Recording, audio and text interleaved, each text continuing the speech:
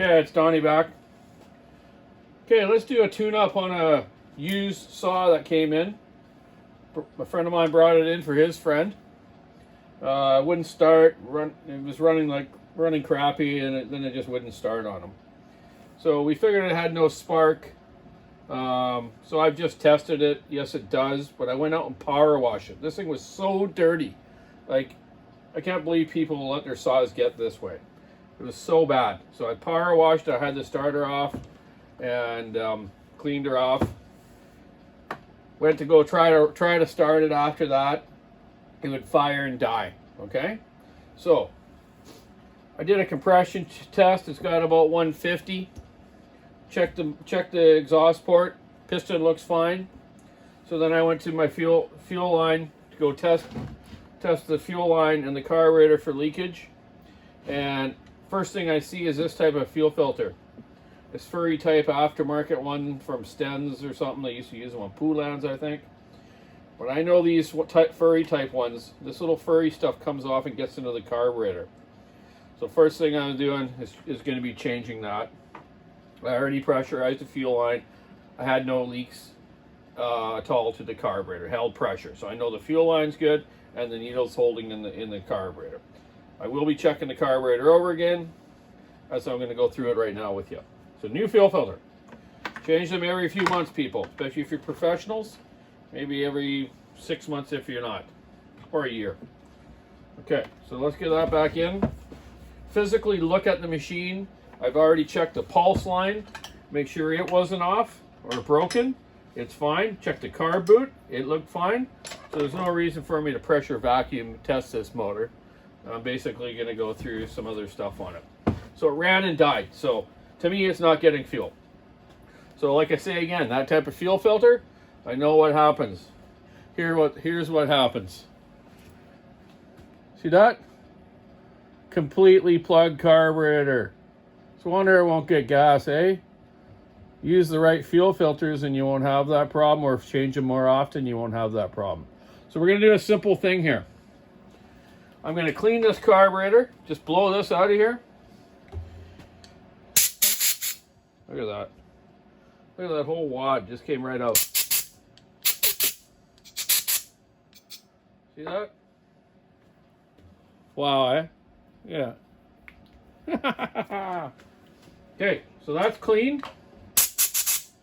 We're just going to put it together and see if this thing runs. I do know when it did start up, it had a bit of a rattle, so I'm going to check the clutch right after this. More than likely the clutch springs are wore or the bearings dry, something going on in there. Okay, let's get the carburetor back together. I've looked at the line right here, it looks fine. Don't see anything else to really look at. This one mount seems to be a little soft. I'm going to change it. It is a bit ripped, and the customer brought me that too. I told him I looked at that the other day when he brought it here, and I said, let's change that mount, and then I'll figure it out from there, and whatever else it's going to need. Okay, so the carburetor's clean. Let's just put the carburetor back on and try this thing without doing anything else, and just see if we got lucky or not. Alrighty, let's get this throttle linkage back on.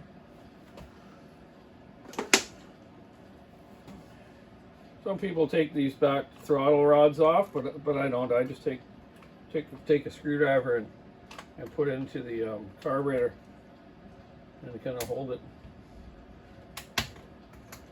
Wham bam.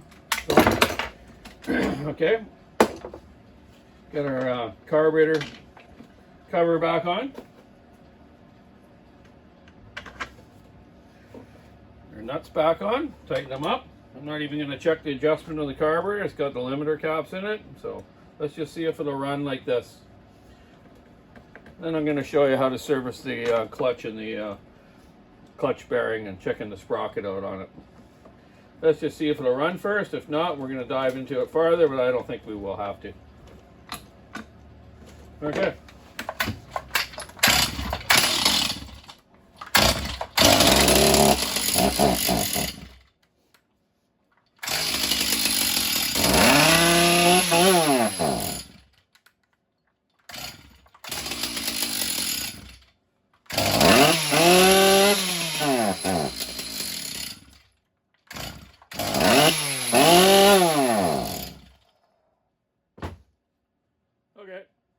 let's go a little farther. Let's take the car back off.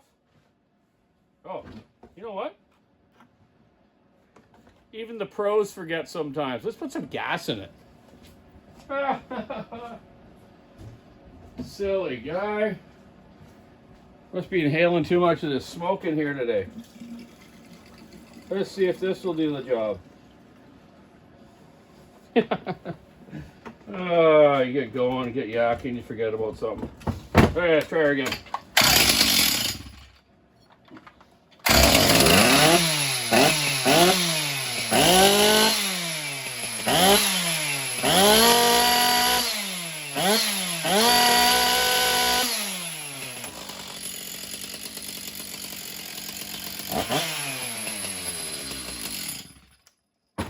There you go. That was a pretty simple fix. That took me about, I don't know, the video plus about 10 minutes before that just to pressure wash it. Okay, so I know it runs now. That's cool. So now I'm going to check that clutch. It's got some rattle to it. That's how we'll look at it here. A lot of people don't do this on their saws, and they should go through it. They can't grease them to the crankshaft like Husqvarna's, but you can definitely take them apart, and you can't grease it to the end of the crank, like I should say, like a Husqvarna's, where you have your hole that goes through the crank to the bearing. You can just push this in here, pump it up, and it greases the bearing. Still doesn't do that. So you do need to take this clip washer off. Check your sprocket. This one's pretty wore. I'm going to replace it if I have one. If not, I'll get one. Pull our drum off. It's got some wear, but the hard surfacing is still in the bearing area here. It's not all wore out. That's good. There's our rattle. See the clutch? Okay, so I should have clutch springs here. There's some. You don't really need to take the clutch off. You could if you want and clean out underneath there, but it's not that bad in there compared to the rest of the saw. So let me show you a little tool I got here for changing the clutch springs. It's from Stihl. It's this little hook tool. Works really good.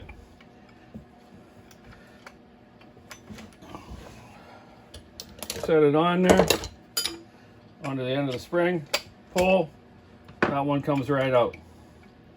Okay, get yourself some needle nose. Let's pull this used spring out.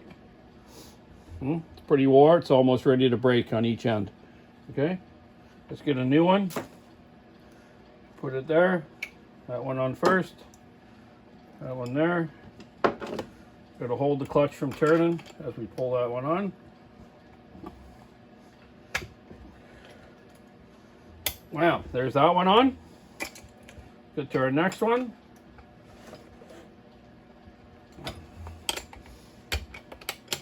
Okay.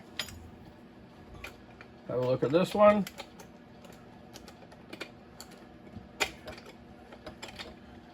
Same thing. Like wore right out in the end there, eh? Both ends. Okay, so these would have been breaking real quickly. Okay, other new one back in. Put one end in first. Our tool on. And simply pull it over.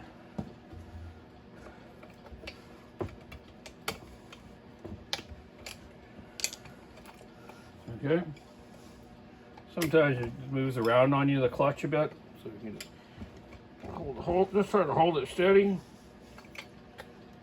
Ooh, come on, baby. Hey, the other one look easy. Okay. Okay. Bam, that one's in. Now to our third one. Always change all three. Never change one broken one. Change all three of them, because the other ones will break in no time and you'll be choked. Okay, that one, same thing. Almost ready to break off. Okay, next new one. This is easy to do.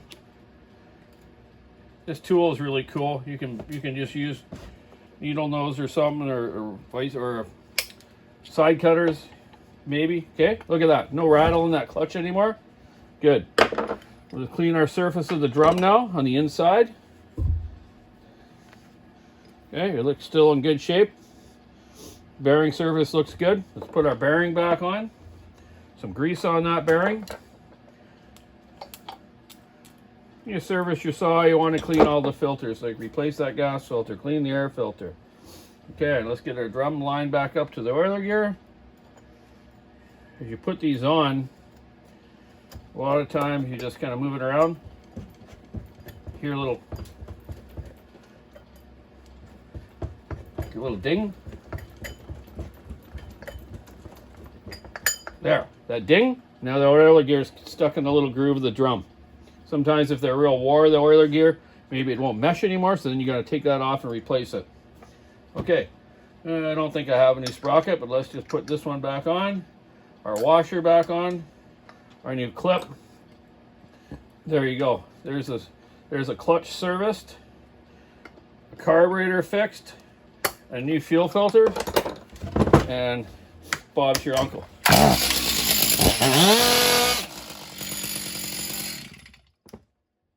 Okay, that didn't take long, eh? But you know what? You want to go over other stuff too. Check in all your nuts and bolts. You know, your T27 driver. You know, even the bar wrenches come with the driver on the end. Just go over all the nuts and bolts and check them over. It only takes a couple seconds, right? There's only so many, man.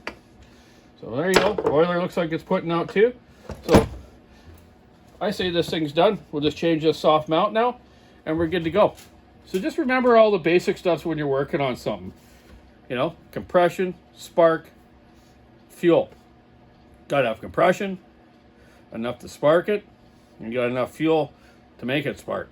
So keep it simple. Always put that pressurize your pump, carburetor pump, on the fuel line, so then you can tell right away if it has a leaking needle or a leaking line, and that's so you're not throwing parts at it and forgetting that part of it. Okay, so there you go. This 361 will be back together again in a couple seconds. Good to go. Keep her saw into it, sticking the ice, rubbing around. Have a great day. Bye now.